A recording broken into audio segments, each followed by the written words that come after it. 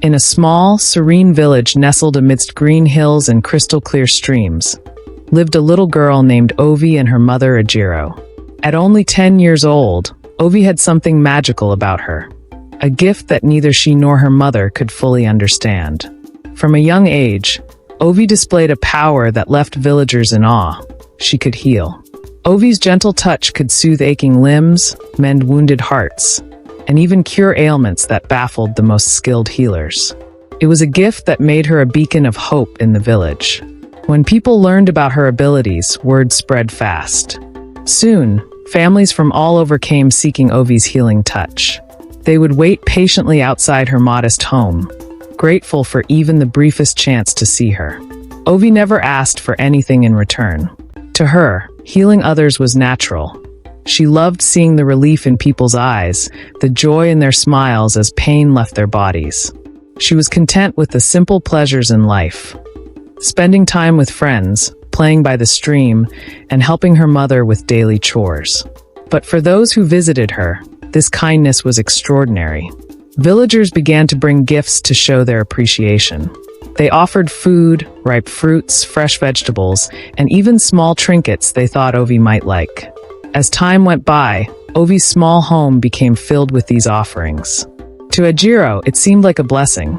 She no longer had to worry about food, and she enjoyed the respect and attention the villagers showed them.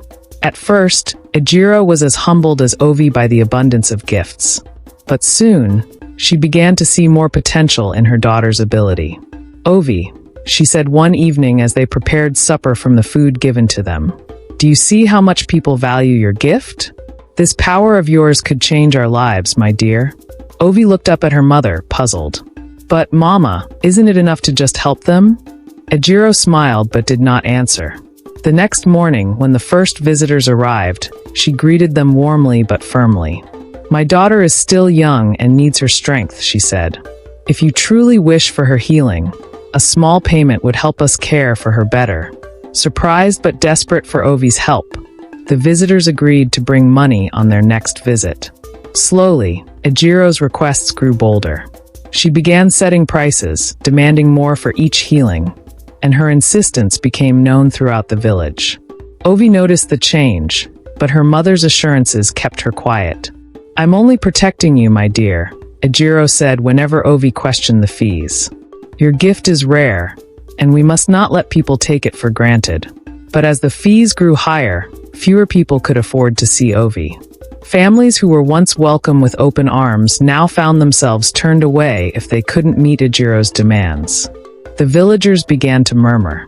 While Ovie was still adored, resentment toward her mother grew. Some even dared to call Ejiro greedy, though never to her face. Ovie's heart ached when she heard the whispers. She missed the days when people came to her freely, and she felt the burden of her mother's choices, though she didn't fully understand them. One bright morning, a young woman named Tiga arrived at their home, carrying her elderly father, who had fallen seriously ill. His breathing was shallow, and he clutched his chest in pain. Desperate and teary-eyed, Tiga pleaded with Ejiro to let her father see Ovie. Ejiro examined the woman, her eyes narrowing. "Do you have the payment I require?" she asked coolly. Tiga looked away, ashamed. "I only have a few coins, Ma. I used the rest to hire help to bring my father here." Ejiro shook her head firmly. "I'm sorry, but if you cannot pay, I cannot let you see my daughter.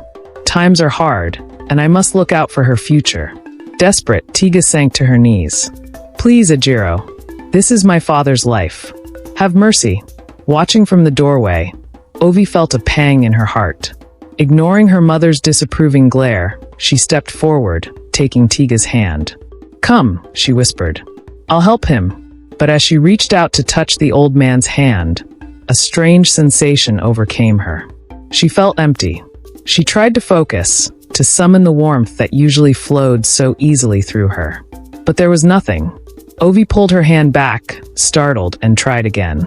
The gift that had always been part of her was gone. She looked up at her mother in fear and confusion. Ejiro's face paled as the weight of what had happened dawned on her. News spread quickly. Ovie could no longer heal. Heartbroken, the villagers withdrew their support and kindness. They took back their gifts and refused to give anything more to Ejiro, who was now seen as greedy and selfish. With Ovie's gift gone, they returned to the poverty they had known before. Ejiro was devastated. Each day, she grew more regretful, the consequences of her choices crashing down on her like a great wave. She looked at her daughter, who had once been so full of light and wonder, now quiet and withdrawn. The weight of her greed had cost them everything. Humbled and chastened, Ejiro gathered the courage to speak to Ovie. "I was wrong, my daughter," she whispered, tears in her eyes. "My greed took away something precious, and I cannot forgive myself." Ovie, wise beyond her years, placed her small hand on her mother's arm. "Mama, perhaps one day it will come back if we learn to be kind again." Ejiro took her daughter's words to heart. From that day, she tried to make amends by helping others however she could, learning the value of generosity without expecting anything in return. And though Ovie's gift never returned, their story lived on in the village as a reminder of the perils of greed and the power of kindness.